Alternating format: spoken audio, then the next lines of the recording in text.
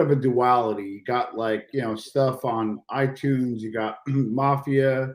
You got Joe Pistone's. I forget the name of that. You have Deep yourself. cover, Yeah, that's bigger on the audio platform, right? And then you got MobTube.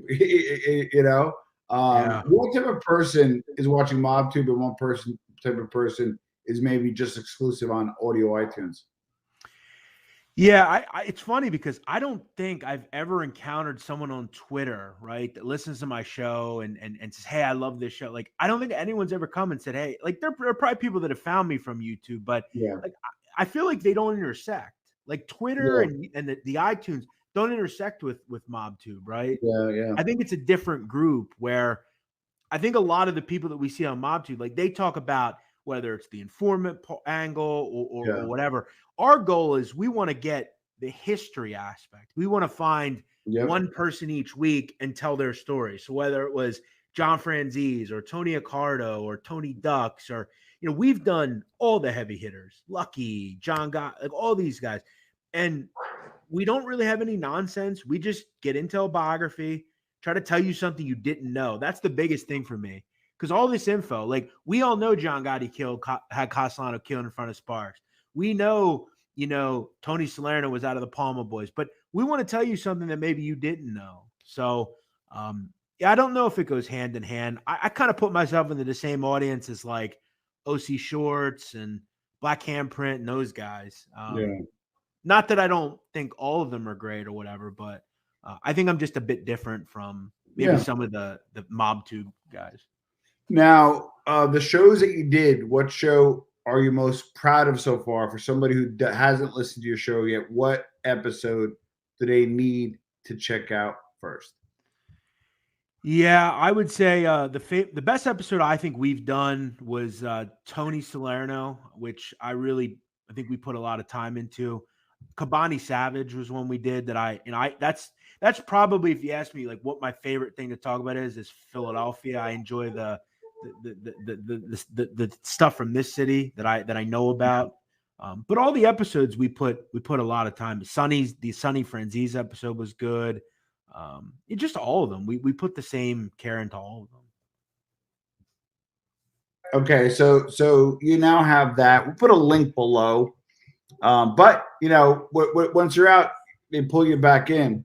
You're back doing a rough and rowdy boxing match. Yeah. Tell us a little bit about that. I believe I was actually watching either live or when it was first run, where Jersey Jerry and you and Dave pretty much brokered a fight, and you I thought you'd be like, I ain't doing this shit. You're doing it. So walk us through that. Yes, this was just a random Sunday night. It was about a month and a half ago. It was like mid-September, late September. I'm sitting on Twitter at night. I see Dave post a tweet where Jerry's whining to him about a bet that he should have won because the ref got the thing wrong. And I just commented and said, is this guy serious? Like, is he really complaining about this shit? And he just calls me out like, hey, then fight me a rough and rowdy. Yeah. And I'm just like, okay, like whatever. So the next day, I got Dave's guy reaches out to me and says, hey, can you come on the Portnoy show? We want to talk to you and Jerry about this fight. We go on, we have our thing, we hash shit out. And then Dave contacted me and said, hey, are you actually serious? Do you actually want to fight? If so, what's your number? And for anyone that doesn't know, I have a beef with a guy there called Rico. Yes. And a year and a half ago, we were offered $350,000 to fight. That was the purse. Total purse, right? Yeah, we were offered that to fight. Oops. And he declined. I accepted. He declined. And so I went to Dave and I'm like, give me the same offer. And he goes, that ain't going to happen. I said, okay, well, offer me something. And then we kind of went back and forth and we agreed on it. And so, yeah, I've been training for going on a month now. And we have another 5 weeks until the fight. And I'm very excited about it. I got a text while we were on. So what odds do you give yourself? Well, just reading.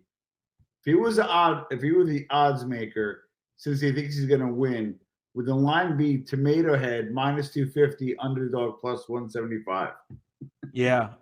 Well, so the thing about this fight that I think has to be talked about is any boxer can fight, right? They have tape on their opponent. Puncher's I don't. chance too. Yeah, I know nothing about my opponent at all. So, he's a tough kid. I know that. He's a bit smaller than me. I know he's a little bit undersized. I'm not a big guy either. I'm only 5'7.5", 5'8". Yeah. But I will say that my cardio is really good. I've worked hard on that over the last 16, 18 months. I can see a total difference in the way I fight now. I think anyone thinks they know how to fight until you get into the gym. And I remember the first day I went into the gym, I was talking shit, and my trainer said to me, he goes, "All right, let's go in the ring." He goes, "See if you can hit me. We'll dance around for a minute, see if you can hit me." And it's really tough. Like, it's a lot tougher than you think. And I look at my original video and I look 3-4 weeks later, I'm a totally different fighter. I know how to move. I know how to throw punches.